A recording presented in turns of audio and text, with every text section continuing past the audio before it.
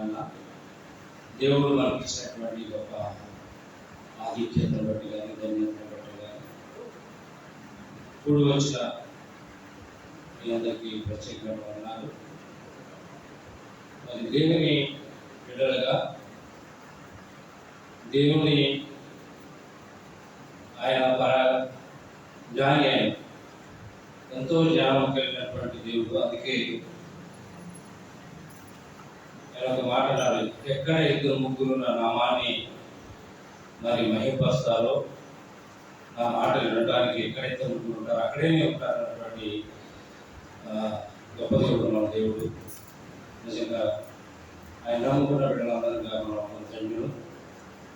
మరి సంఘంగా బిడ్డలు కొంతమంది ఊళ్ళు వెళ్ళినప్పటికీ, మరి వేరే పనులు ఉన్నప్పటికీ రాలేని పరిస్థితుల్లో ఉన్నారు బిడ్డలు. అయినప్పటికీ కూడా మరి మనల్ని ప్రేమించి, సంఘాన్ని ప్రేమించి, దైవజనులు మరి ఎక్కడ దేవుని మాటలు ఇతర ముగ్గురికైనా చెప్పాలని ఆశతో వారు నిజంగా ఈ సంఘానికి రావడం మనకి ఎంతో ఆనందకరం. అటువంటి దైవజనులు మన తరఫున కూడా మరి సంతోషకరం. ఎందుకంటే వారు ఎంతో దేవుని మాటల్ని మన భద్రపరిచి బలపరిచే వారిగా మనకు ఉన్నారు. వారు నా మధ్యలో ఉన్నారు కాబట్టి వారు మనం సాధారణంగా ఆహ్వానిస్తాం. అవసరపడి సంఘం తరఫున పేరాబృందానికి ముందుకు రావాల్సిందిగా ఆహ్వానిస్తాము.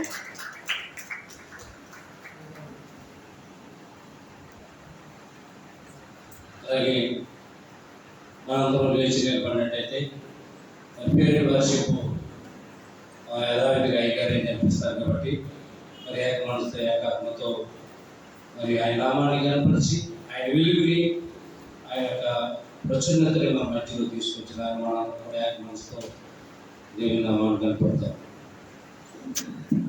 దినాన్ని ప్రభుత్వంలో మాట్లాడుకోవడానికి దేవుడు మాకు ఇచ్చిన మంచి గడియలు బట్టి దేవుడికి వందనాలు.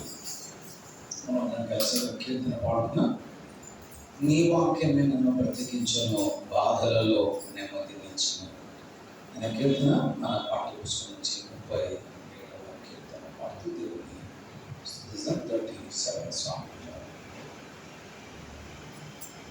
నీ వాక్యమే నన్ను బ్రతికించను, బాధలలో నెమ్మదించను.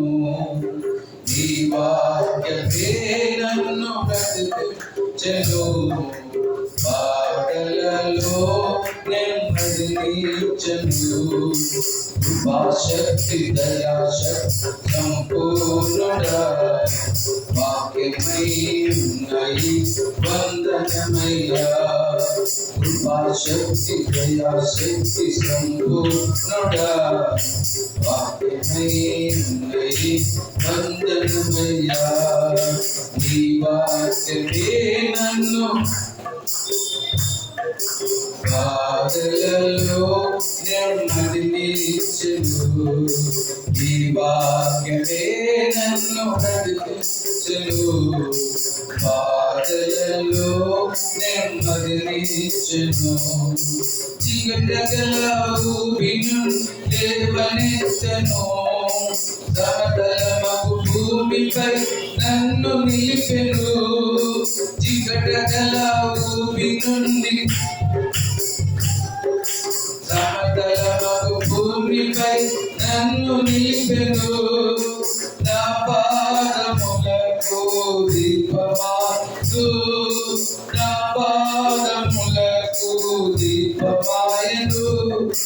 సత్యమైన మార్గములో, సత్యమైన మార్గములో నీ వాక్యమే నన్ను బ్రతికించను, బాధలలో నీ వాక్యమే నన్ను బ్రతికించను, బాధలలో నెమ్మదించెను. పాల వంటిది చుంచెదెనె వంటి నా జీవకు మహామధురమైంది. పాల వంటి వంటిది చుంటి తేన వంటిది నా జీవకు మధురమైనది మేలిమి బంగారు కన్నా మేలిమి బంగారు కన్నా రత్నరాశుల కన్నా రత్నరాశుల కన్నా నీ వాక్యమే నన్ను పాదలలో నెమ్మదినిచ్చను నీ వాక్యమే నన్ను బ్రతికించను పాదలలో నెమ్మదినిచ్చను శత్రువులను ఎదుర్కొని సర్వాంగ కవచమై యుద్ధమునకు సిద్ధమని ఇచ్చుచున్నది శత్రువులను ఎదుర్కొని సర్వాంగ కవచమై యుద్ధమునకు సిద్ధమని ఇచ్చుచున్నది అపవాది వేచున్న అగ్నిపాత్రులను అపవాది వేచున్న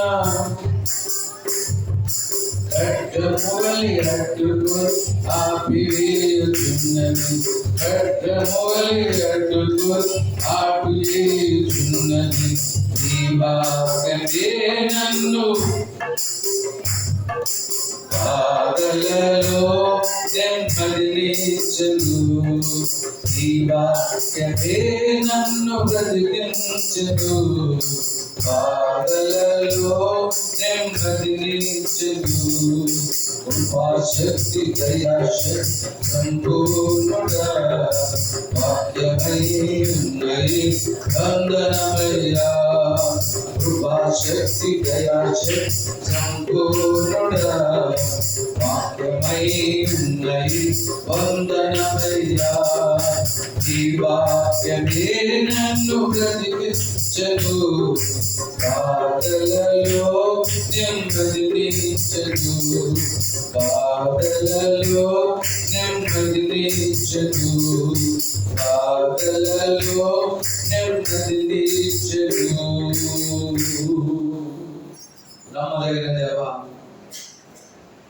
నీ వాక్యమే జొంటి తేనె వంటిది మా జీవకు మహామధురము పాల లాంటిది చిన్న బిడ్డకు బలాన్నిచ్చింది తేనె వంటిది మా హృదయాలకు ఆనందాన్ని సంతోషాన్నిచ్చింది శత్రువుల్ని ఎదుర్కోవడానికి మాకు వివేచన పుట్టించేది నీ వాక్యం ప్రభా నాయన నిరీక్షణ లేని స్థితిగతుల్లో నీ వాక్యమే మమ్మల్ని ఆదరించింది ధైర్యపరిచేది బలపరిచేది నీ వాక్యమే మనుషుడు రొట్టె వలన కాదు కానీ దేవుని నోటి నుండి వచ్చి ప్రతి మాట వలన జీవిస్తాను కనుక ప్రభా ఈవేళ నీ బిడ్డలందరూ ఆశతో నీ వాక్యం కొరకు మరి విచ్చేశారు ప్రభా వారి హృదయాల్లో నీ వాక్యం కొరకు ఆశ వారి హృదయాల్లో నీ వాక్యం కొరకు దృష్టి నీవు కలుగజేశావు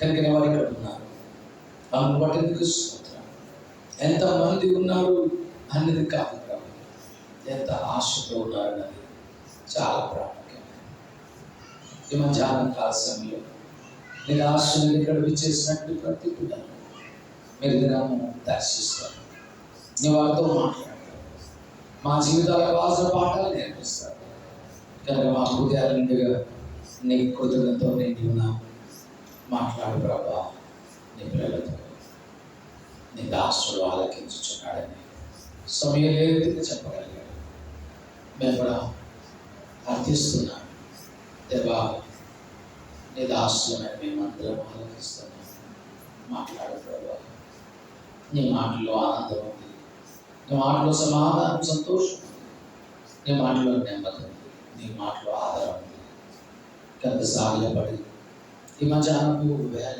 ఈ గడియల్లో మరణాన్ని తట్టు చూస్తున్నాడు మా జీవితాలకు కావాల్సిన గొప్ప ఆనందం గొప్ప సంతోషం గొప్ప ఉల్లాసం సమృద్ధిగా మీరు అనుగ్రహించుకుని నీ వాక్యాన్ని మహిమపరచుకున్నాం యేసు దివ్యమైన దినమైన నామమున ప్రార్థించుకుంటున్నాం గొప్ప తండ్రి. చేసుకొచ్చున్నా.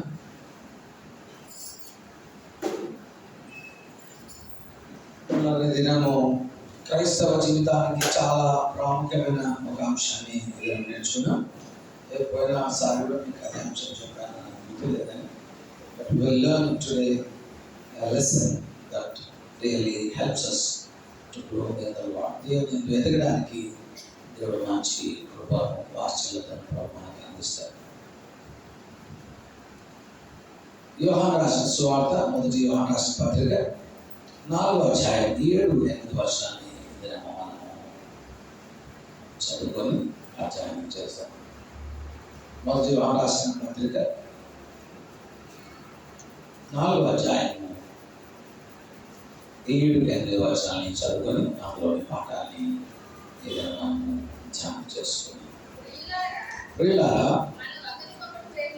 మనం ఒకరిని ఒకరు ప్రేమతో, ఏదైనా ప్రేమ దేవుని మూలముగా కలుగుచున్నది.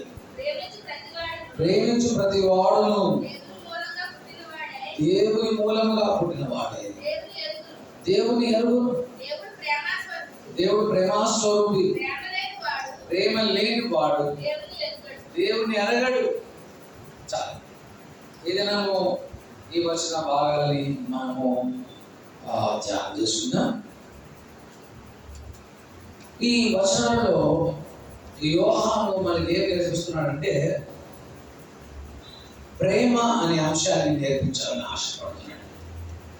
ఈ ప్రేమ అనే అంశము యోహాను ఈ భాగంలో కొత్తగా ఇప్పుడే ఆరంభం చేయడం లేదు. ఈ స్టార్టింగ్ చాప్టర్ 2 2వ అధ్యాయంలో ఆరంభించాడు. నేను ఒక కొత్త ఆజ్ఞ మీకు ఇచ్చున్నాను, అదేంటంటే మీరు ఒకరినొకరు ప్రేమించుకోవాలి. 3వ అధ్యాయంలో జ్ఞాపకం చేశాడు, కలియోను వంటి వారుగా మనం ఉండరాదని, ప్రేమ కలిగిన వారమే ఉండాలన్న విషయాన్ని 2వ అధ్యాయంలో జ్ఞాపకం చేశాడు. 4వ అధ్యాయంలో కూడా 7వ వచనం మొదలుకొని 21వ వచనాల వరకు ఎలాబరేట్ గా ప్రేమ గురించి చాలా విస్తృతంగా ఆయన మాట్లాడుతున్నాడు. ఇదనము ఈ ప్రేమ అనే అంశాన్ని గురించి మనం నేర్చుకో ముందు యోహాను ఒక గొప్ప విషయాన్ని గుర్తు చేశాడు. ఏంటంటే ఎవరైతే క్రొత్త జన్మ అనుభవంలోకి వస్తారో, యేసుక్రీస్తు ఈ మాట చెప్పాడు, ఎవరైనా క్రొత్త జన్మ లేనట్లయితే వారు దేవుని రాజ్యాన్ని చూడలేరు, దేవుని రాజ్యాన్ని ప్రవేశించలేరు. So Jesus told about the born again experiences. ఆయన క్రొత్త జన్మ గురించి ప్రస్తావించాడు. మనమందరం కూడా క్రొత్త జన్మ అనుభవంలోకి వచ్చినట్లయితే మనమందరము దేవుని కుటుంబంలోకి వచ్చాము. సో సంఘంలో ఉన్న ప్రతి బిడ్డలు తెలుసుకోవాల్సింది ఏంటంటే క్రొత్త జన్మ అనుభవంలోకి వచ్చిన వారందరూ దేవుని కుటుంబంలోకి వచ్చారు. దేవుని కుటుంబంలో ఉన్న వారందరికీ కూడా దేవుడు తండ్రిగా ఉంటున్నాడు. మనమందరము కూడా సహోదరులమై ఉంటున్నాం. కనుక మనమందరం కూడా మన తోటి సహోదరులను ప్రేమించాలి అనే విషయాన్ని ఆయన ఈ వచనాలలో జ్ఞాపకం చేస్తున్నాడు. So any person who is born again, క్రొత్త జన్మ అనుభవంలో ఉన్న ప్రతి వ్యక్తి ఆ ఇంటిలో ఉన్న తన అక్క చెల్లెలను, ఆ ఇంటిలో ఉన్న అన్నదమ్ములను అందరినీ కూడా ప్రేమించాలి. ఒకవేళ ఈ ప్రేమ ఈ కుటుంబంలో లేదనుకోండి, మనము ఇంటి వారము కాదు, మనము దయ్యానికి సంబంధించిన ఆ ఇంటి వారు. కనుక ఏవైతే కొత్త జన్మ అనుభవంలోకి వస్తారో వారు దేవుని ఇంటిలోకి వస్తారు. ఎవరైతే దేవుని ఇంటిలోకి వస్తారో తండ్రి వారికి తండ్రి, దేవుడు మన తండ్రి అంటున్నాడు, మనమందరం కూడా సహోదరం అంటున్నాం. That is the pretext of this verse. ఈ వచనానికి ముందు అంశంగా యోహాను అన్నింటినీ ప్రస్తావించాడు. మొదటి 3 అధ్యాయాలు ఇక్కడ ఈ పదాన్ని వాడుతున్నాడు. ఏమని వాడుతున్నాడంటే ప్రియులారా అనే పదంతో ఆయన ఈ వచనాన్ని జ్ఞాపకం చేస్తున్నాడు. ప్రియులారా అనే పదము ఆజ్ఞకు సంబంధించింది కాదు. It is of affection, love and affection. ఇంట్లో ఉన్న వారందరూ ఏమనుకుంటారంటే అమ్మాయిలు అందరూ, అరే పిల్లలారా మనందరం కలిసి ఈ రోజు ఇదంతా కడిగేద్దాం రా, లేకపోతే తండ్రి చెప్తాడు, రే వాళ్ళంతా ఇల్లంతా శుభ్రం చేసేద్దాంరా అని ఎలా చెప్తామా? Let us clean our house, let us love one another. ఆ పదాన్ని ఇక్కడ యోహాను మాట్లాడుతాడు. ఏమంటున్నాడు? మనము ఒకరిని ఒకరము ప్రేమిద్దాము అనేది ఆజ్ఞ.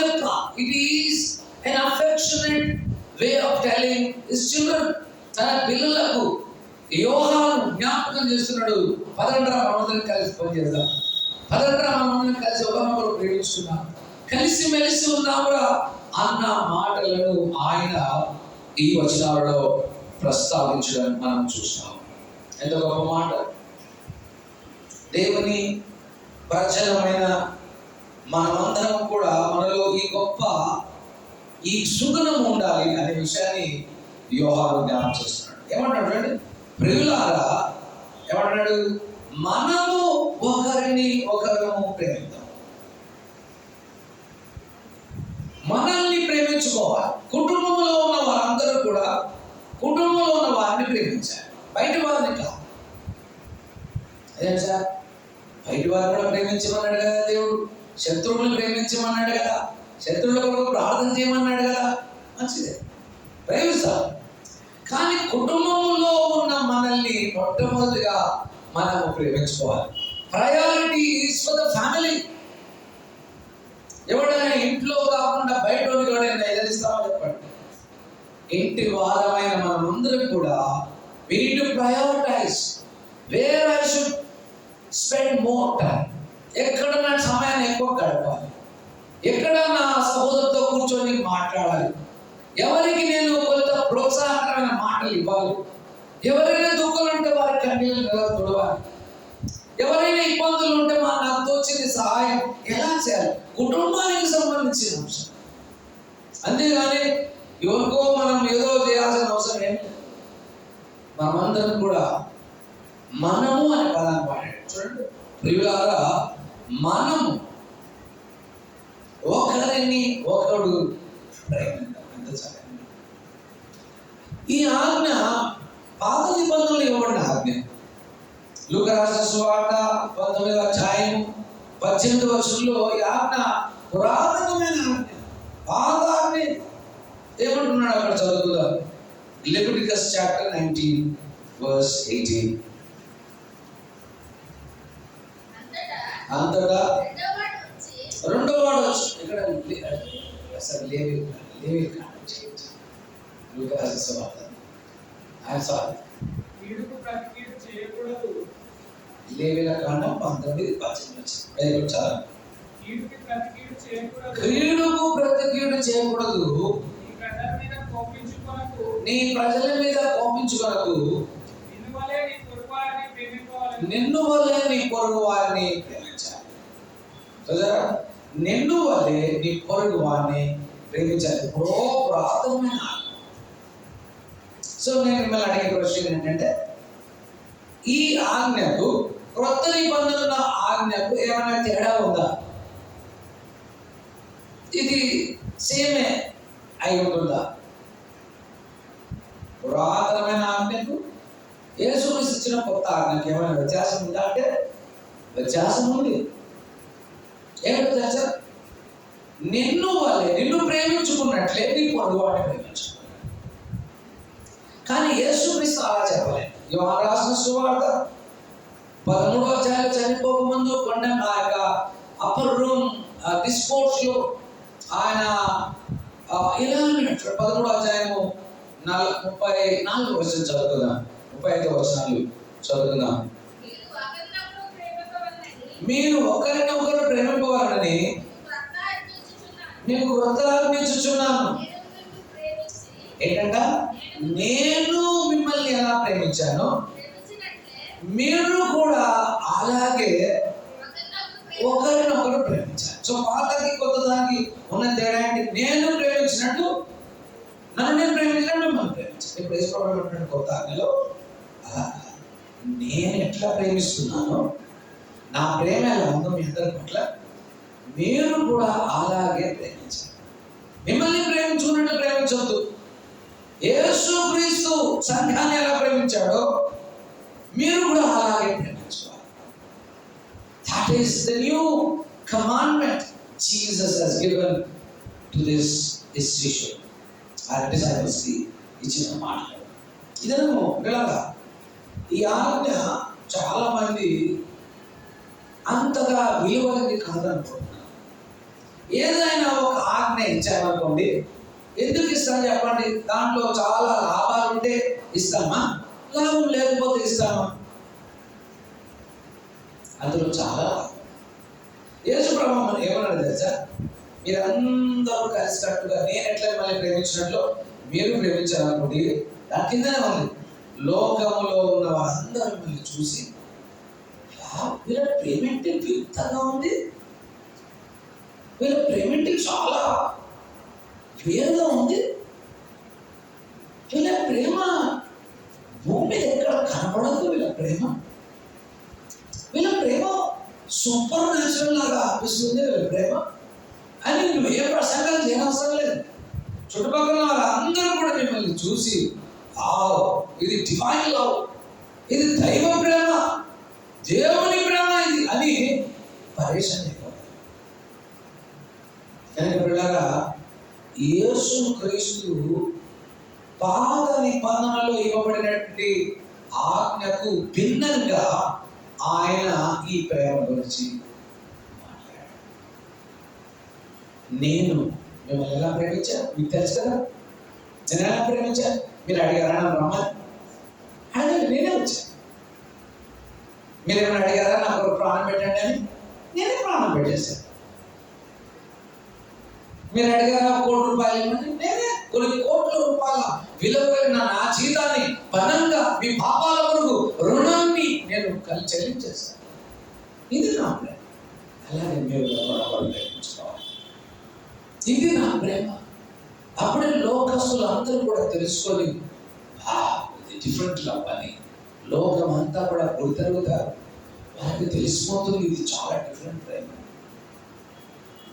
యేసుక్రీస్తు మాటలను స్పందిస్తూ యోహాను ఈ మాటలు అంటున్నాడు. 7వ వచనం, ప్రియులారా మనం ఒకరిని ఒకరము ప్రేమిద్దాం. It is an appeal. ఈ వచనాల్లో 7-8 వచనాలు 3 భాగాలుగా మనం విభజించుకోవచ్చు. మొదటి భాగము it is an appealing love. Okay, he is appealing to his church members. Appeal to love. ఆయన అందరిని కోరుకుంటున్నాడు, మీరు ఇలా ఉండాలి. ఆజ్ఞ కాదు, ఇలాగా ఉండండి, ఇలా ఉండండి, ఇలా ఉంటే మీకు చాలా బాగుంటుంది అన్న విషయాన్ని సంఘానికి యోహాను జ్ఞాపకం చేయడం మనం చూస్తాం. కొత్త నిబంధన దేవుడు ఒక గొప్ప ప్రణాళికతో రాయించాడు. కొత్త నిబంధన గ్రీక్ భాషలో రాయబడ్డది. ఎందుకు గ్రీక్ భాషలో రాయబడ్డది? వేరే రోమా భాషలో రాయబడవచ్చు కదా, ఆనాడున్న అరబిక్ భాషలో రాయబడవచ్చు కదా, ఆ రోజుల్లో హెబ్రీ భాషలో రాయబడవచ్చు కదా. ఎందుకు గ్రీక్ భాషలో మాత్రమే రాయబడ్డది? దేవుడు కావాల్సుకొని గ్రీక్ భాషలో రాయించాడు. ఎందుకంటే గ్రీక్లో వర్బ్స్ ఎక్కువ ఉన్నాయి. వర్బ్స్ అంటే ఏమంటాం? క్రియలు ఉన్నాయి. ప్రేమ అనగానే మన ప్రేమ అర్థం కాదు. ప్రేమ అంటే మన మొదటి కొరింథీయుల పత్రిక 13వ అధ్యాయంలో మన ప్రేమ యొక్క అంశాలు ఉన్నాయి. 21 అంశాలు ఉన్నాయి అందులో. ప్రేమ ఎలాంటి ప్రేమ? తగ్గించుకునే ప్రేమ. ఎలాంటి ప్రేమ? సహించే ప్రేమ. ఎలాంటి ప్రేమ? భరించే ప్రేమ. ఎలాంటి ప్రేమ? అన్నిటిని నమ్మే ప్రేమ. చూసారు, ఇన్ని పదాలు ఉన్నాయి. 21 పదం ఉంది. అన్ని పదాలు మనము ధ్యానించలేము. సో గ్రీకు భాషలో క్రియలు ఉన్నాయి. ప్రేమ అంటే అర్థం కాదు కాబట్టి ఎలాంటి ప్రేమ? తగ్గించుకున్న ప్రేమ. ఎలాంటి ప్రేమ? శిక్షించే ప్రేమ. తల్లిదండ్రులు పిల్లల్ని శిక్షిస్తారు, ప్రేమనే. నేను బాగా కొడతారు. అంటే అందులో వర్బ్స్ కనపడాలి. క్రియలు కనబడే ప్రేమలు అన్నీ ఉన్నాయి. గద్దించే ప్రేమ, ఓకే, అది కూడా ప్రేమ. ఓకే, సో కనుక ప్రేమ అనగానే ఊరికే ప్రేమ అనుకోకండి. ఇక్కడ మనం ఒకరినొకరు ప్రేమిద్దాము అనే పదములో ఎన్నో గూఢమైన సంగతులు ఉన్నాయి. ఎన్నో గణనీయమైన సంగతులు అందులో ఇమిడి ఉన్నాయి. Let us love one another అని యోహాను చెప్పడంలో volumes and volumes volumes of thoughts are there in one line. ఒక సెంటెన్స్ లో కొన్ని వేల టన్నుల మాటల సంపుటిక నిలిచింది. మనమందరము కలిసి ప్రేమించుకుందాం అని చెప్పడంలో కొన్ని వేల అనుభవాల తలంపులు అందులో ఇమిడి ఉన్నాయన్న విషయాన్ని మనం బాగా తెలుసుకోవాలి. సో ఇదేమో అన్ని అంశాలని ధ్యానించలేదు కనుక మేము 5 అంశాలని సూచాయిగా మీకు అందిస్తాను. మొట్టమొదటిగా ఈ ప్రేమ ఎలాంటి ప్రేమతో మీరు ఒకరినొకరు ప్రేమించుకోమని చెబుతున్నాడంటే మనం జ్ఞాపకం చేసుకోవాల్సిన అనుభవం ఏంటంటే it should be a sacrificial love. ఎలాంటి ప్రేమ ఉండాలి? సాక్రిఫైస్ చేసే ప్రేమ ఉండాలి. తెలుగులో ఏమంటాం మనం? సాక్రిఫిషియల్ లవ్ అంటే ఏమంటాము? పూర్తిగా ఇచ్చేయడం. ఉదాహరణకు యోహాను 3:16లో ఏమంది? దేవుడు లోకం ఎంతో ప్రేమించాడు కాగా తన అద్వితీయ కుమారుడైన యేసుక్రీస్తు మనకు ఇచ్చేసాడు. He gave his only begotten son. He gave his son. He giving love. Okay? అంటే ఏదో చిన్న 10 రూపాయలు ఉంటే తీసి ఇవ్వడం కాదు. ఎవరిచ్చాడు తండ్రి మన కొరకు? తన సొంత కుమారుడిని ఇచ్చేసాడు. మీరు ఎవరైనా కుమారుని ఇచ్చేయగలరా? మీరు ఎవరైనా మీ కుమార్తెలు ఇచ్చేయగలరా? ఒక రాత్రి డ్యూటీ నుంచి లేట్ వస్తే గిలగల కొట్టుకోవడం కొంతమంది అంటారు. ఏమైందో నా బిడ్డ రాలేదు. కొడుకు రాత్రి వంటదాకా దాకా కనపడకపోతే మన గుండె కొట్టుకుంటుంది. ఏమైందో బిడ్డ పరలోక మాత్రం తండ్రి తన సొంత కుమారుని నీకు ఇచ్చేశాడు. That is the love. నేను 10 లక్షలు ఉంటే నీ పొరుగు వారికి ఇవ్వగలవా? నీ ఇంట్లో ఉన్న వారికి ఇవ్వగలవా? ఇవ్వగలవు. నీ ఇంట్లో ఉన్న మీ తమ్ముడు బాగా లేడు, ఆపరేషన్ అవుతుంది, ఆయన పైసలు లేవన్నా ఒక 5 లక్షలు కావాలంటే మనం తెచ్చిపెడతాం మన తమ్ముడు. That is the sacrificial love. అలాంటి ప్రేమను నీ సొంత రక్త సంబంధం పట్ల కాదు చూపించేది. సంఘంలో ఉన్న వారి మధ్య ఈ ప్రేమ కనపడాలి. యోహాను అంటున్నాడు, సంఘంలో ఉన్న వారి మధ్య ఈ సాక్రిఫైస్ కనపడాలి. సంఘంలో ఉన్న వారి పట్ల ఈ సమర్పణ ప్రేమ కనపడాలి. తమ జీవితాన్ని త్యాగం చేసుకునే ప్రేమ కనపడాలి. అలా 1 మైల్ దూరం నడుగుదాం పోదాం, నాకు పని ఉందన్నా అంటే 2 మైళ్ళు కూడా వెళ్ళడానికి సిద్ధపడాలి. త్యాగపూరితమైన ప్రేమ. 2 కాదు, 3 కాదు, 4, 10 మైళ్ళైనా వెళ్ళాలి. ఎందుకంటే నీ సహోదరుని యొక్క ప్రయారిటీ నీకు చాలా విలువైంది కనుక నీ సహోదరి కొరకు నీవు త్యాగాన్ని చేయాలి. త్యాగపూరితమైనటువంటి ప్రేమను నీవు కలిగి చూపించాలి. అలాంటి ప్రేమతో మనమందరం కూడా ఒకరిని మనము ప్రేమించుకోవాలి. చూసారా? సో మనము అలా ప్రేమించుకున్నప్పుడు, సంఘము ఒకరిని ఒకరు అలా ప్రేమించుకున్నప్పుడు ప్రజలు చూసి పరేషాన్ అయిపోతారు. మనం చూసి ఇలా ప్రేమ ఎంత గొప్పది, ఇలా ప్రేమ ఎంత కరణీయమైంది, ఇలా ప్రేమ ఎంత అతీతమైందని ఆశ్చర్యపడతారు. నీ పనులన్నింటినీ వదిలిపెట్టి ఇంకొకరి పనుల్లో నేను వెళ్ళడం త్యాగపూరితమైన ప్రేమ. నీ ప్రయారిటీ కంటే వేరే వారి ప్రయారిటీ నీ చాలా ప్రాముఖ్యంగా ఉండాలి. అందుకని పౌలు అంటాడు, ఎల్లప్పుడూ మన పనులను మనం చూసుకోవడమే కాదు, ఇతరుల కార్యాలను కూడా చూడాలి అంటాడు. కుటుంబం అనుకున్నప్పుడు, దేవుని ఇల్లు అనుకున్నప్పుడు, కొత్త జన్మలోకి వచ్చాను అనుకున్నాడు, దేవుడిని తండ్రి అయినప్పుడు, యేసుక్రీస్తుని అన్న అయినప్పుడు, నీ priority should be around your church. నీ సంఘ సభ్యుల చుట్టూ. చాలా మంది చర్చికి రారు. ఎందుకు రారు? వస్తారు, మనం పోతాం. ఇప్పుడు మన చుట్టాలు అందరూ ఒక దగ్గర కలుసుకుంటున్నారు అనుకోండి, అక్కడ వెళ్తామో వెళ్ళమా? అదేంటి మన చుట్టాలు కానీ మనం వెళ్తున్నాం. ఇదే చుట్టాలు ఇంకా మనకి ఇప్పుడు క్రొత్త జన్మ అనుభవం గల మనమందరం కూడా క్రీస్తు రక్తంలో చుట్టాలు. ఆదివారం ఒక వ్యక్తి ఇక్కడ రావడం లేదంటే ఇక్కడ మనకు చుట్టరికం లేదనంట. ఆన్లైన్లో చూస్తాం సార్ మేము అంటే అర్థమేంటి? ఇప్పుడు చాలా ఆన్లైన్లో చూస్తున్నాం. ఇక వారికి ప్రేమ లేదు సార్. ప్రక్కనే కూర్చొని ఒక సహోదరుడితో కూర్చొని ఎలా ఉన్నారు, మీ పిల్లలు బాగున్నారు, మీ పాప ఎలా ఉంది, అమ్మాయి కూడా ప్రార్థిస్తున్నాం, పెళ్ళి ఏమైనా జరుగుతుందా అని అడిగితే అది ప్రేమ, అది దేవుని కుటుంబం, అది దేవుని పిల్లల కాపే. ఎక్కడ వచ్చింది మీ కొడుకు పసెంట మ్యాథ్స్ కూడా చెప్తాడు, చూడు వీడు వేత బాగా చెప్తాడు, అక్కడ పంపించండి వాడు బాగా మంచిగా అయిపోతాడు. ఇది ప్రేమ, క్రీస్తు ప్రేమ. ఇది త్యాగపూరితమైన ప్రేమ. మన ప్రేమ మనము ఎప్పుడైతే దేవుని ఇంటి వారి చుట్టూ మన ప్రేమ ఉంటుందో మనం సంఘంలో కనపడతాం. సంఘం అయిపోగానే గౌరవ ఇంటికి పరిగెత్తుకుని వెళ్ళిపో, కాసేపు కూర్చొని మాట్లాడు, వారి క్షేమ అభిప్రాయాలు తెలుసుకుంటాం, వారి అవసరాలను చూస్తాం. త్యాగపూరిత సమయం పోతుంది, ఇంటిపై వంట ఉండాలి, ఆయన అక్క నాకు ఇది అర్థం కావట్లేదంటే కూర్చొని మాట్లాడతాం. త్యాగపూరితమైనటువంటి అనుభవాలు మనకు కావాలి. నాకు ఈ పని ఉండలేదు, ఎలా చేసేది బాగైందంటే కూర్చొని ఎక్స్ప్లెయిన్ చేస్తారు. You're spending time, you're spending money, you're spending your wisdom, you're giving everything to your brother. That's how you should give.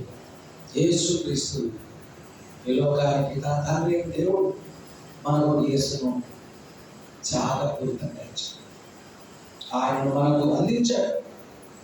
It's a costly love, చాలా ఖరీదైనటువంటి ప్రేమ అనే విషయాన్ని మనం జ్ఞాపకం చేస్తున్నాం. మొదటిది, త్యాగపూరితంగా సంఘంలో ఉన్న ప్రతి బిడ్డ ఒకరినొకరు ప్రేమించుకోవాలి. ఒకరినొకరు మరి డబ్బులు ఇవ్వాలని ఏం లేదు, కొంచెం ఏం కాదు చెల్లేదు, ఏం ఫిగర్ కాదు, తమ్ముడా ఏం కాదు, దేవుడు తప్పకుండా చూసుకుంటాడు. మళ్ళీ ఎప్పుడు కూడా ఆయన విడిచిపెట్టాడు. యొక్క మాట చాలు. ఎంత ఆదరణిస్తుంది, ఎంత ధైర్యం ఇస్తుంది, ఎంత బలాన్ని ఇస్తుంది. పిల్లగా మనం ఒకరినొకరు ప్రేమించాలి. ఎలా ప్రేమించాలి? త్యాగపూరితంగా మొదటి మాట. రెండవది, అన్కండిషనల్గా ఉండాలి నీ ప్రేమ. యేసుక్రీస్తు పరలోకం నుంచి దిగి వస్తాడు, మీరంతా చౌదరులు కనుక మీ కొరకే నా ప్రాణం పెడతానండి, మీరంతా రెడ్లు మీ కొరకు నా ప్రాణం పెడతా అని చేయండి, మీరు భారతీయులు మీ కొరకు నేను ప్రాణం పెడతా అనలేదు. అన్కండిషన్. నువ్వు ఏ కులస్తులో ఉన్నాక, ఏ మతస్థుడో ఉన్నాక, నువ్వు పెద్ద చదువుకున్నాక, చదువు లేకపోయినా అందరినీ చేసుకోవడం. No condition. ఈమె తెల్లగా ఉంది, లేకపోతే ఈయన మంచిగా ఉన్నాడు, ఈయన స్నేహం అలా అనుకోలేదు. మనం కూడా చాలాసార్లు స్నేహితులను ఎట్లాంటి వాళ్ళని ఎన్నుకుంటాం? మంచిగా, మన సాఫ్ట్గా, మన నచ్చిన వారిని మనం ఎన్నుకుంటాం. అలా యేసుక్రీస్తును నమ్మిన ప్రతి బిడ్డ ఆయన కుటుంబంలో చేరిన బిడ్డలే. యేసుక్రీస్తును నమ్మిన ప్రతి బిడ్డలు ఆయన కుటుంబస్తులే. వీరు తెలంగాణ వాళ్ళు, వీరు ఆంధ్ర వాళ్ళు, వీళ్ళు కర్ణాటక వాళ్ళు, వీడు మాలోడు, వీడు మాదిలోడు. ఈ కాలం కావాలి మన జీవితంలో ఉండాలి. మనందరం కూడా we should not see all these conditions. వీళ్ళు బాగా ఉన్నతమైన స్థాయిలో ఉన్నాడు, బాగా డబ్బున్నవాడు, వీడు పేదవాడు, వీడు తెల్ల కలర్ ఉన్నాడు, వీడు నలుగున్నాడు, వీడు సన్నగా స్మార్ట్గా కనబడుతుంది, వీడు దొడ్డుకున్నాడు, మొద్దోడు, వీడిని ఏం అన్కండిషనల్గా యూనిటీగా. వీళ్ళారా మనం ఒకరిని ఒకరు ప్రేమిద్దాం అంటే త్యాగపూరితమైన ప్రేమను యోహాను జ్ఞాపకం చేస్తాడు. వీళ్ళారా మనం ప్రేమిద్దామంటే షరతులు లేకుండా ప్రేమించండి అంటున్నాడు. ఈ షరతు ఆ షరతు పెట్టకండి, అందరినీ సరి సమానంగా ప్రేమించండి. యేసును నమ్మిన ప్రతి బిడ్డ, యేసు రక్తము కిందికి వచ్చిన ప్రతి బిడ్డ, యేసును నమ్ముకున్న ప్రతి బిడ్డ అందరూ కూడా సరి సమానులే అన్న విషయాన్ని మనం గుర్తుంచుకున్న అలాంటి ప్రేమతో మనం అందరం కూడా ప్రేమించాలి. ఎంత చక్కని. అంతేకాదు ఇంటెన్షనల్ లవ్. తండ్రి అయిన యేసుక్రీస్తు ఇంటెన్షనల్ గా వచ్చాడు. పరలోకంలో ఒక గొప్ప తుత్వం మధ్య ఒక సంఘర్షణ జరిగింది. ఎవరు వెళ్తారు భూమికి అంటే ఇంటెన్షనల్ గా ఎవరు లేచారు? కుమారుడైనటువంటి యేసే లేచారు. నేను వెళ్తాను, నేను వెళ్తాను. ఇంటెన్షనల్. ఎవరు అడగక ముందే ఆయన బయలుదేరి వచ్చారు. ఎవరు ఆయన పుష్ చేయలేదు. నువ్వు అని ఎవరు అనలేదు. నువ్వు ప్రేమించు అవ్వలేదు. ఎవ్వరు పిలవక ముందే లేచి నీ కొరకు వచ్చిన ప్రేమ ఇది. మనం కూడా మన సహోదరుల కొరకు ఎలా ప్రేమించాలి? ఇంటెన్షన్. నీవుగా వెళ్ళాలి. వాడు చాలా బాధపడుతున్నట్టు వాడు, అందుకే నేను వెళ్ళాలి. అదే డబ్బులు లేనట్టు నేను కదా ₹100 తీసుకో ఇంకా. It is an intentional love that we need to share among believers. విశ్వాసులమైన మనం అందరం కూడా ఇలాంటి గొప్ప ప్రణాళిక కలిగిన వారు. Sacrificial love, unconditional love, and thirdly, it is intentional love. నీకు నీవుగా లేవాలి, నీకు నీవుగా ముందుకు నడవాలి, నీకు నీవుగా ముందుకు వెళ్ళాలి. ఎవరో ఎదురు నుంచి పో అనే చెడుగా ప్రేమించేటప్పుడు అలాంటి ఇంటెన్షనల్గా చేయాలి. ఏదైనా అలాంటి ప్రేమ మనలో ఉండాలని యోహాను చేస్తున్నాడు. అలాంటి ప్రేమ మనలో కలిగి ఉండాలని ఆయన కోరుతున్నట్లుగా మనం చూస్తాం. 4వది గమనించినట్టు యాక్టివ్గా. కొంతమంది ఏదైనా తెలిసింది అనుకోండి, అరే కూర్చొని చేతులు కట్టుకొని ఇక ముందుకు సాగాలి. ఇప్పుడు ఏదైనా పని ఉందనుకో, గిన్నెలు తోమేసేయాలి అనగానే చేతులు కట్టుకొని ఎవరు తోముతారా వాళ్ళు తోముతా దేవుడు తోముతా అనేటట్టుగా ఈ పని ఉందనగానే గొప్ప లేచి వెళ్ళిపోయి పని చేస్తుంటే నీతో అనేక వచ్చి పని చేశారు. యాక్టివ్ లవ్ ఉంది, యాక్షన్తో కూడింది. ఎవరో చేస్తే వాళ్ళంటే నువ్వు వెళ్ళడం కాదు, నేను ముందుకు పడాలి, నేను ముందుకు వెళ్ళాలి, నేనే మొట్టమొదటి పని చేయాలి. యేసుక్రీస్తు అలాగే చేశారు. పరలోకంలో ఎవరు రాలేదు ముందుకి మనల్ని ప్రేమించాలి.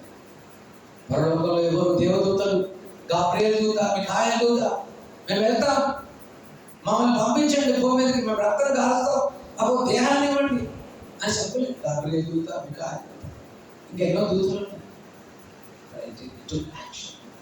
Only Jesus, your Lord, your beloved, నీ ప్రియుడు, నీ దేవుడు, నీ మాత, నీ కొరకు యాక్షన్ తీసుకున్నాడు. అయ్యో నరకాగ్నిలో వెళ్ళిపోకుండా వీరు నేను పరలోకాన్ని తీసుకురావాలని ఒక యాక్షన్తో ఆయన చూస్తాను. అలాంటి ప్రేమ మనలో ఉండాలి అన్న విషయం మనం చూస్తాం. ఇలా 5వది సెల్ఫిష్ లవ్ ఉన్నది. మనందరిది కూడా స్వార్థపరితం. ఏం చేసినా ఒక స్వార్థం ఉంటుంది అందులో. ఒకప్పుడు మనం యేసుని నమ్మనప్పుడు, కొత్త జన్మ అనుభవంలో వెళ్ళినప్పుడు మన స్వార్థపడు, మన గురించి ఆలోచన చేసుకునేవాడు, మన గురించి తలంచేవాడు. మన ఇల్లు, మన కుటుంబం, మన భార్య, మన పిల్లలు, మనది. కానీ ఎప్పుడైతే కొత్త జన్మలోకి వచ్చాడు మన స్వార్థం పోయింది. ఎవడైనా నన్ను వెంబడించాలని ఆశపడట్లేదు. వాడు he should die to himself. తను తాను ఉపేక్షించుకోవాలి, సిలువను ఎత్తుకోవాలి, నన్ను వెంబడించాలి, అప్పుడే నా శిష్యుడు అవుతాడు. Dying to yourself. ఇంకా యేసుక్రీస్తుని నమ్ముకుని కూడా వాళ్ళలో పాలు పొందుతూ కూడా దేవుని బిడ్డలను చెప్పుకుంటూ కూడా ఇంకా మనలో ఎన్నో రకాల స్వార్థాలు లేవా? లోతుకు చూసుకోండి. మన జీవితంలో ఎన్నో స్వార్థాలతో మనం పనులు చేస్తుంటాం. నిస్వార్థమైన ప్రేమ, స్వార్థరహితమైన ప్రేమ మన అందరి జీవితాల్లో. అలాంటి ప్రేమతో మనం అందరం కూడా ఒకరము ప్రేమించే వారముగా ఉండాలన్న విషయాన్ని మనం జ్ఞాపకం చేసుకుంటాం. ఎంత చక్కని మాట. అలా 21 అంశాలు మనం చెప్పుకుంటూ పోతే మనకి సరిపోదు. అంటే లైన్ చదివిన పిల్లరా మనం ఒకరినొకరు ప్రేమిద్దాం. ఇక్కడ 7వ వచనంలోని ఇంకా భాగం, 8వ వచనంలోని ఇంకా భాగాలు ఉన్నాయి, మనం అన్ని చూడలేకపోతాం. సో మనము అంటే ఫస్ట్ పర్సన్ ప్లూరల్, ఇంకెవరుగా you are the first person. మనము అంటే ఎవరు అనుకున్నారు? ఎవరు? నువ్వే. గ్రామర్లో మనం అయితే ఫస్ట్ పర్సన్ ప్లూరల్. మనము అంటే మనం అందరం కాదు, ఎవరు? నువ్వే. ఇలాంటి జాగపూరితమైన ప్రేమ, నువ్వే. ఇలాంటి ఖరీదైన ప్రేమ, నీవే. భేదాభిప్రాయాలు లేని ప్రేమ, నీవే. ఇనిషియేటివ్గా నడిచే ప్రేమ నీవే చూపించాలి. ఎవరు చూపించాలి? మనము అంటే it is first person plural. ఈవేళ పిల్లల మనము అనే పదాన్ని మనం చూస్తున్నాం. మనము ఒకరినొకరు ప్రేమిస్తాము అంటే అర్థం ఏంటి? వచ్చే సంవత్సరం నుంచి ప్రేమిస్తాక, లేకపోతే వచ్చే నెల నుంచి ప్రేమిస్తాక. ఎప్పటి నుంచి? ప్రెసెంట్ టెన్స్, ఇప్పటి నుంచి. ఈ రోజు నుంచే మనం ప్రేమించాలి. It is not only first person, but it is present tense. Now you need to start this. ఇప్పుడే దీన్ని ఆరంభించాలి, ఇప్పుడే దీన్ని కొనసాగింపచేయాలి అన్న విషయాల్ని మనము జ్ఞాపకం చేసుకుంటాం.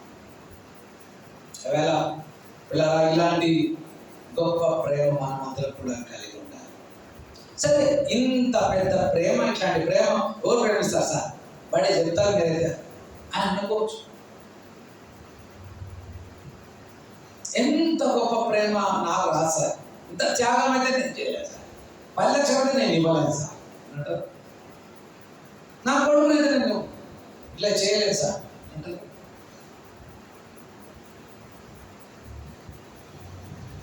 మరి అట్లయితే మనందరం గుర్తుంచుకోవాలి. ఎలా అట్లయితే 2 భాగాలు చూస్తున్నాం. ఏమన్నా చదువు. రెండవది చదవండి, 7వ వచనంలో 2 భాగం. ఏలయనగా దేవుని మూలముగా కలుగుతుంది. ఓకే, వచ్చారు అంతే. So number 2, appealing to love, author of love. కర్త, ప్రేమకు కర్త ఎవరు? ఉదాహరణకు మన జాన్ మోరియా ఇంట్లో ఒక డీజిల్ బావి ఉంది అనుకోండి. డీజిల్ బావి ఎక్కడ దొరకదు. డీజిల్ వాళ్ళ ఇంట్లో దొరికింది, దొరికితే డీజిల్ దొరికింది. ఇప్పుడు ఈ ప్రాంతం అంతటికి డీజిల్ లేదు. ఎక్కడ దొరుకుతుంది డీజిల్ చెప్పండి? ఇప్పుడు జాన్ పాస్ గారి దగ్గర దొరుకుతుంది. So he is the source of the oil and he is the giver of the oil. మళ్ళీ చెప్తున్నాడు, ఆయన ఒక్కరి దగ్గరే ఈ ఆయిల్ ఉంది, ఆయన ఒక్కడే ఈ నూనెను అందరికీ పంచగలరు.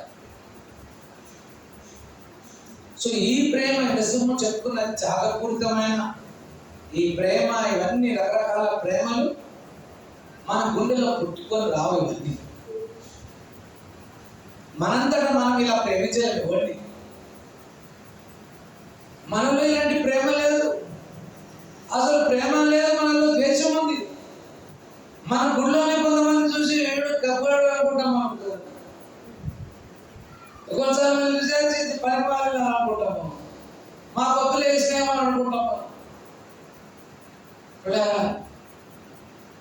దేవుని ప్రేమ చాలా డిఫరెంట్, శాశ్వతమైన ప్రేమ. ఉదాహరణకు అడగడ తెలుసు, ఇస్రాయేల్ ప్రజలు, ఇప్పుడు ప్రస్తుతం ఉన్న మోడర్న్ కంట్రీ ఇజ్రాయెల్, యేసుక్రీస్తు నమ్ముతుందా? నమ్మటం లేదు. కానీ యేసు ప్రభు వారిని ప్రేమిస్తలేడా? లేదు. దేశముగా వారు యేసును తృణీకరించారు, కానీ దేశముగా దేవుడు వారిని ప్రేమిస్తున్నారు. ఆయిల్ వాడారు, అగ్రికల్చర్ వాడారు, టెక్నాలజీ వాడారు, కంప్యూటర్స్ వాడారు, వ్యాపారం వాడగలరు, ధనధాన్యాలు వాడగలరు, డైమండ్స్ వాడగలరు. వాళ్ళ దగ్గర లేదంటూ ఏమీ లేదు, అన్ని వాళ్ళకి ఇచ్చారు. కానీ వారు మాత్రం ఎవరిని నమ్మడం లేదు, యేసు క్రీస్తును నమ్మలేదు వారికి. ఇప్పుడు చెప్పండి, దేవుని ప్రేమ మన పట్ల ఎక్కువ ఉండాలి, వాళ్ళ పట్ల ఎక్కువ ఉండాలి? మీరందరూ యేసును నమ్ముకోం కదా, ఎవరి పట్ల ఎక్కువ ఉండాలా? యేసు ప్రేమ మనపైనే. కానీ మనకంటే ఇజ్రాయెల్ ఎక్కువగా ప్రేమిస్తున్నట్టు కనిపిస్తుంది. చూసారా? సో దేవుని ప్రేమ చాలా వింతాయి. ఆయన ప్రేమ ఎలాంటిదంటే శిక్షించుచునే ప్రేమించే ప్రేమ, కత్తించుచునే ప్రేమించే ప్రేమ. ఆయన ప్రేమ చాలా వింతాయి. కనుక is a source of love. ఆయనలోనే ఈ యొక్క ప్రేమ అనేది ఉత్పత్తి. ప్రేమ అంటే ఎక్కడ కనపడదు. ఈ ప్రపంచంలో ఎక్కడ ప్రేమ చూడలేదు. తల్లిలో కూడా ప్రేమ లేదు, తండ్రిలో కూడా ప్రేమ లేదు. ఆయనే ప్రేమామయుడు. ఎంతో చూడండి, దేవుడు ప్రేమాస్వరూపి. ఆయన ఒక్కడే ప్రేమాస్వరూపి. ఇక ఎవరు ఆ స్వరూపమే లేదు. అందరికీ భయంకరమైన స్వరూపాలు ఉన్నాయి, కానీ ఆయనకు ఒక్కడే ఎలాంటి స్వరూపి? ప్రేమాస్వరూపి. సో ఆయన దగ్గరనే ప్రేమ దొరుకుతుంది. ఆయనే మనకు ప్రేమను ఇవ్వగలడు. అందరూ ఒకసారి చెప్తారా? ఆయన దగ్గరనే ప్రేమ ఉంది. ఆయన ఒక్కడే ఈ ప్రేమను మనకి ఇవ్వగలడు. అందుకని యేసు ఇలా అన్నాడు, నాకు వేరుగా ఉండి. ఎట్లా చెప్పాలి? నాకు వేరుగా ఉండి మీకు తెలుసు జవాబు. మీరు ఏం చేయండి, నాతో కనెక్ట్ అయి ఉండండి. నేను మీలో ఏం ఉత్పత్తి చేస్తా? ప్రేమను ఉత్పత్తి చేస్తా. తీగ ద్రాక్షావళిలో ఉంటేనే తప్ప ఎలా ఫలించదో అలా కూడా మీలో ప్రేమ కనబడాలంటే నాలో కనెక్ట్ అయి ఉండాలి. మీరు నాకు లూజ్ గా కనెక్ట్ అయి ఉంటే మీ నుంచి ప్రేమ ఉత్పత్తి కాదు. మీరు సరిగా కనెక్ట్ కాకపోతే మీరు ఎండిపోతారు. కాబట్టి నా తండ్రి తిరుమల చేసేవాడు. ఆయన వ్యవసాయం నరికేస్తాడు, ఆయన అగ్నిలో పారేస్తాడు. సో కనుక ఇలాంటి గొప్ప ప్రేమ ఎక్కడ దొరుకుతుంది అంటే దేవుడు ఒక్కడిలోనే దొరుకుతుంది. ఆయన ఒక్కడే ప్రేమ మ్యానుఫ్యాక్చరర్. ఆయన ఒక్కడే ప్రేమను ఉత్పత్తి చేయగలవాడు. ఆయన ఒక్కడే ప్రేమ ఇవ్వగలవాడు. ఆయన ఒక్కడే ఈ ప్రేమ పంచగలవాడు. కనుక who is the author of this love? Only God is the author of this love. ఈవేళ మనందరి లోపల కూడా దేవుడు ఈ ప్రేమను పెడతాడుగా. ఎప్పుడు పెట్టాడు సార్ నాలో అంటారా? ఎప్పుడైతే మీ జీవితంలో ఏదో ఒక రోజు యేసుక్రీస్తు ప్రభువా నీవు నాకు కావాలి, నా రక్షకుడిగా ఉండు అని అడిగావు చూడు. నా జీవితంలోకి రా అని అడిగావు చూడు. ఎప్పుడైతే ఒక వ్యక్తి కొత్త జన్మ అనుభవంలోకి వచ్చాడు, ఎప్పుడైతే ఆ కొత్త వ్యక్తి జీవితంలో విశ్వాసాన్ని దేవుడు పెట్టాడు, నమ్మాడు ఆ వ్యక్తి, ఈయన దేవుడు అని నమ్మాడు, అప్పుడే మనందరికీ కూడా దైవ స్వభావం దేవుడు మనకి ఇచ్చాడు. అందరూ ఒకసారి చెప్పండి, దైవ స్వభావాన్ని దేవుడు మనకి ఇచ్చాడు. The nature of God is nothing but the love of God. దేవుని స్వభావాన్ని దేవుడు మనకి ఇచ్చాడు. పేతురు మొదటి రాసిన పత్రికలో మనం చూడడం అవసరం లేదు. దైవ స్వభావాన్ని మనకు కలగాలి. ఆదాము వరకు అలాంటి స్వభావాన్ని ఇచ్చాడు. ఏమని ఇచ్చాడు చూడండి, మొదటి అధ్యాయం 26వ వచనం మనకు తెలుసు. ఆయన పోలిక చొప్పున, మన పోలిక చొప్పున, మన స్వరూపమందు అన్నాడు. ఎవరి పోలిక? దేవుని పోలిక చొప్పున, దేవుని స్వరూపమందు మన అన్ని ఒకటేసారి తక్కువ స్టార్ట్ అయ్యాయి. ఇప్పుడు మీరు అన్ని ఒకటేసారి ఎట్లా స్టార్ట్ అవుతాయి సార్ అంటారా? ఇప్పుడు మ్యాచ్ బాక్స్ ఉంది, అగ్గిపుల్లు అలా పుట్టగానే ఏం బయలుదేరుతుందో వచ్చి వేడి ఉత్పత్తి అవుతుంది. దాంట్లో ఇంకేం ఉత్పత్తి అవుతుంది? వెలుగు ఉత్పత్తి అవుతుంది. ఇక్కడ చాలా దాంట్లో ఉత్పత్తి ఫైర్ ఉత్పత్తి, అన్నీ కూడా ఒకటేసారి ఇగ్నైట్.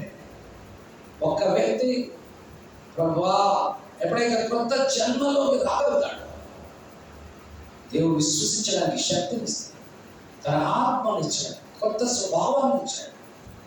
మనం అప్పటి నుంచి కొత్త జీవితాన్ని, ఇదిగో క్రీస్తు యేసు నందు ఉన్నవారు నూతన సృష్టి, పాతని గతించాడు, ఇదిగో సమస్తము నూతన.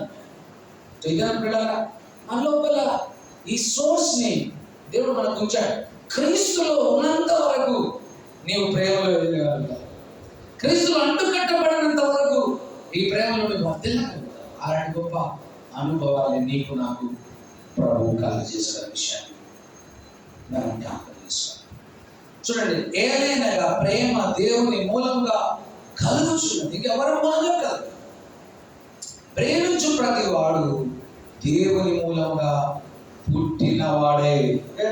దేవుని మూలంగా పుట్టిన వానిలో మాత్రమే దేవుని ప్రేమ.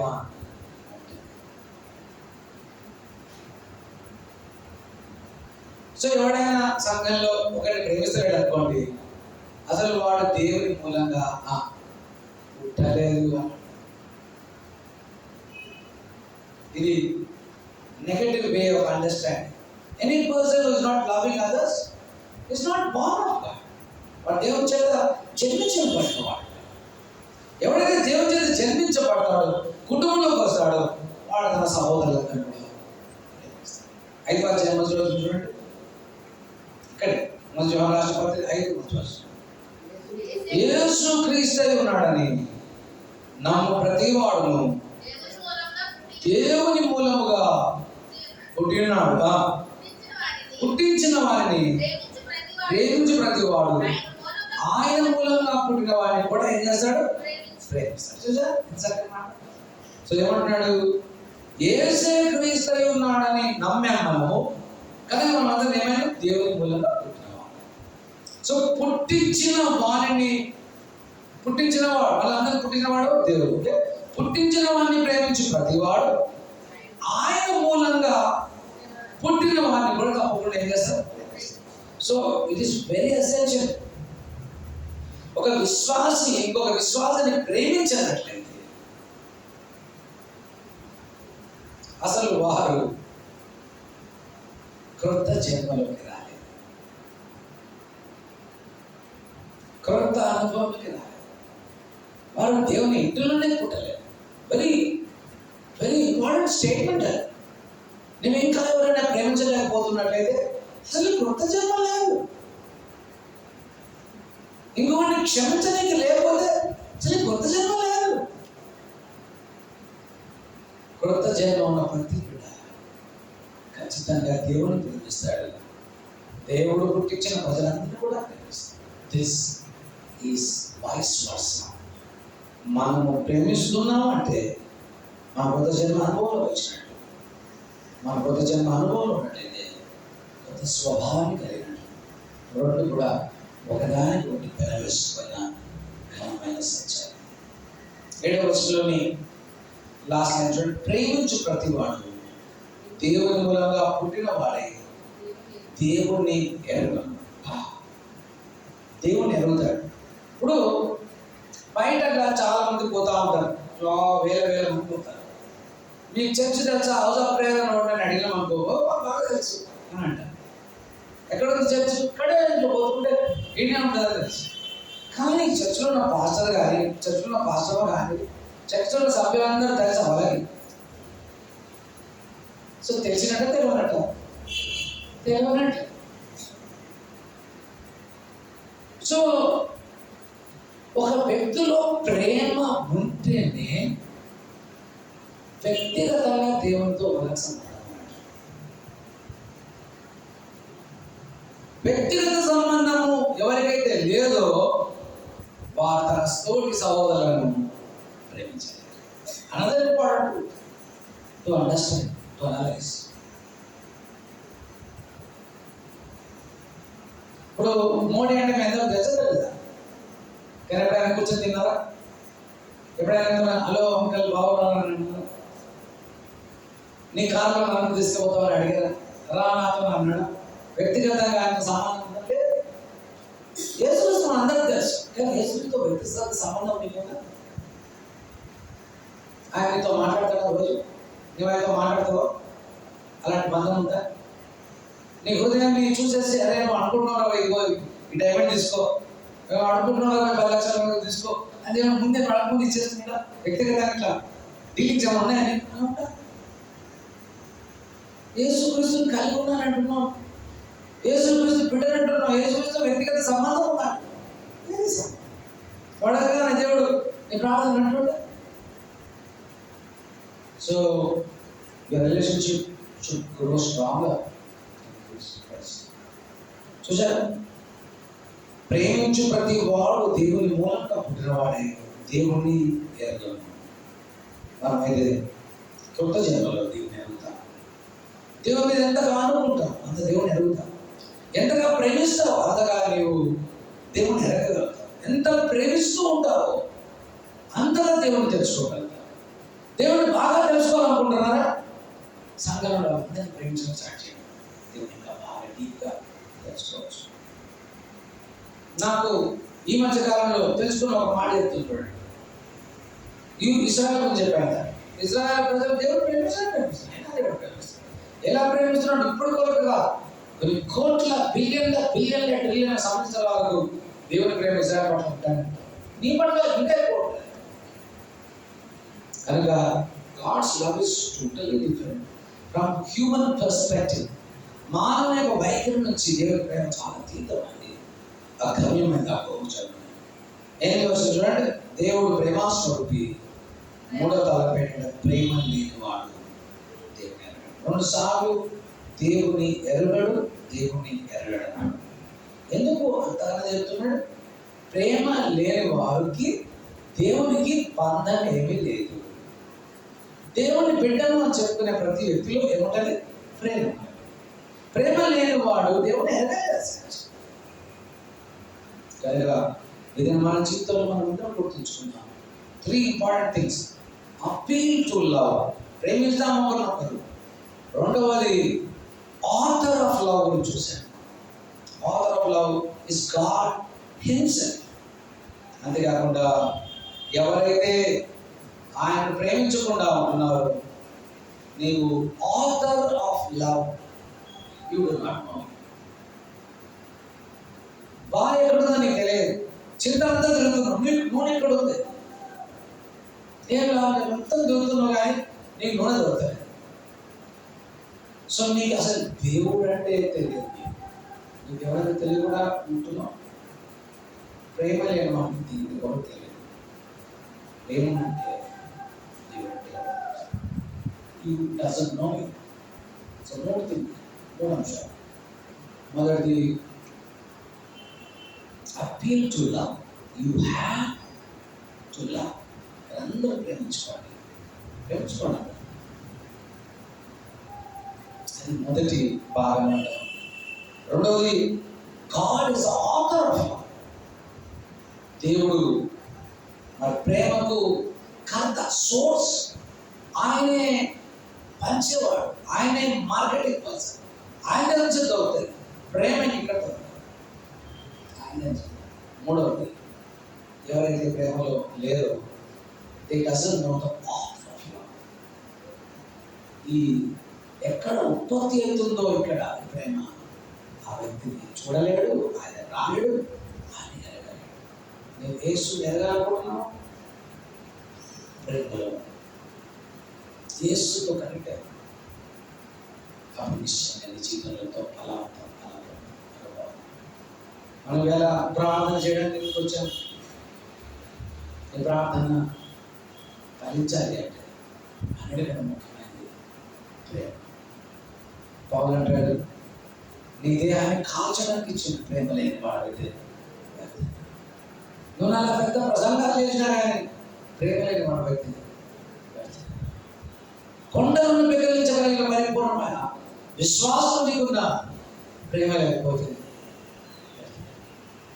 కాల్చుటకు నీ దేహాన్ని అప్పగించిన ప్రేమ లేకపోయినట్లయితే ప్రేమ అన్నిటిని సాధిస్తుంది, అన్నిటిని భావిస్తుంది, అన్నిటిని ఓర్స్తుంది, అన్నిటిని నమ్మకం. ప్రేమ ఉపంగం అమర్యాదగా మాట్లాడుతున్నాడు. ప్రేమ స్వప్రయోజనం చూస్తున్నాడు. ప్రేమ హంబల్గా ఉంటాయి, దీనంగా. విశ్వాసము, నిరీక్షణ, ప్రేమ చాలా గొప్పది. కానీ అన్నిట్లో అవుట్స్టాండింగ్ ఏంటంటే ప్రేమ. ఈ మధ్యాహ్న కాలంలో ఈ ప్రేమ కలిగిన వాడు దేవుడే కలిగి ఉన్నాడు. ప్రేమ కలిగేవాడు దేవుడు అంటే ఎవరో తెలియదు, దేవునికి మనకు సంబంధం లేదు. చూడడం మాట చదువుకొని గమనించుకున్న యోహాను రాష్ట్రపతి 4వ అధ్యాయం 16వ వచనం. మన ఎడల దేవునికి ఉన్న ప్రేమను మనం ఎరిగిన, ఇంకో చెప్పాలి 15 చదవం. యేసు దేవుని కుమారుడని ఎవరు ఒప్పుకుంటారు వారిలో దేవుడు నిలిచి ఉన్నాడు, వాడు దేవుని యందు ఉన్నాడు. మన ఎడల దాన్ని నమ్ముకొని ఉన్నాం. దేవుడు ప్రేమాస్వరూపి ఉన్నాడు. ప్రేమ యందు ఎవరైతే నిలిచి ఉంటారో వారు దేవుని అందే నిలిచి ఉంటారు, దేవుడు మా యందు నిలిచి ఉంటారు. కనుక ఈవేళ మీరు క్రీస్తులో నిలిచి ఉండడం అంటే ప్రేమలో నిలిచి ఉంటారు. ప్రేమలో నిలిచి వాడు దేవుడు బాగా నిలిచి ఉంటాడు. దేవుడు మనలో ఉంటే చూడండి, మనం ఎక్కడ అడుగు పెడితే బంగారం ఉంటుంది. ఏ రోడ్డు మీద పోయినానే దీవెన దాగి ఉంటుంది. ఏ ఇరుకైన మార్గంలో వెళ్ళినా తెలుసుకోపోతుంది. అలాంటి గొప్ప ప్రేమామయుడు ఈవేళ మనందరినీ సంబోధించే సంఘంగా ఏమనిపిస్తున్నాడంటే లెటర్స్ లవ్ వన్ అనదర్. పిల్లరా మనం ఒకరిని ప్రేమిద్దాం. ఆ ప్రేమ మనలో విస్తరించినప్పుడు లోకమంతా చూసి వీళ్ళు నిజంగా డిఫరెంట్ పీపుల్, వీళ్ళు సూపర్ న్యాచురల్ లాభం, వీళ్ళు చాలా అతీతమైన వ్యక్తులని లోకమంతా చూసి యేసుక్రీస్తు వెలుగులోకి రావాలి. అటు వెలుగు మనం కలిగి అలాంటి అనుభవాలు ముందుకు సాగి ఫలవంతులమై మనం ముందుకు సాగాలి. దేవుడి మంచి మాటలు దీవించి ఆశ్రయించుకుంటాం.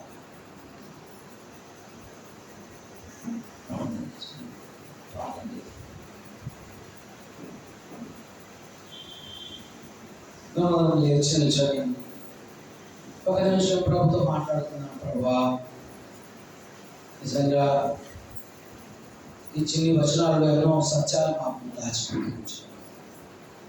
మా జనం మాతో మాట్లాడడానికి స్తోత్రాలు. మా హృదయాల దేవునికి సమర్పించు. ప్రభువా, మమ్మల్ని కనుగ్రహించు.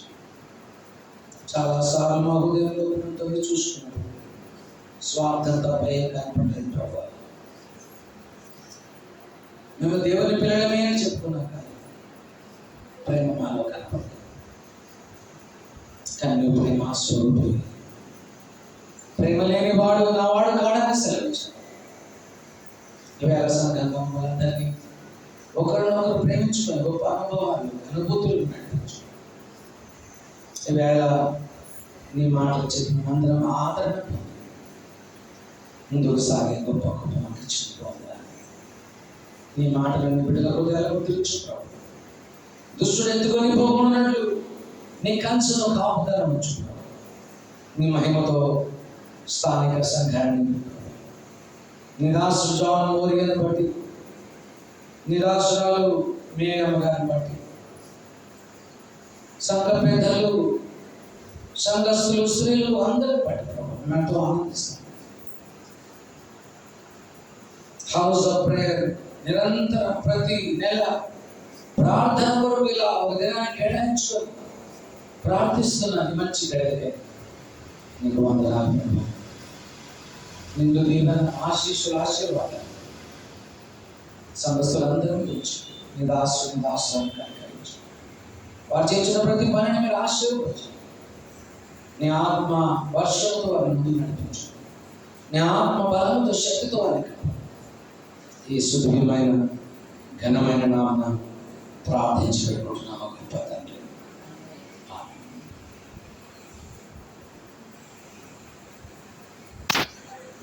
కూర్చున్నామండి.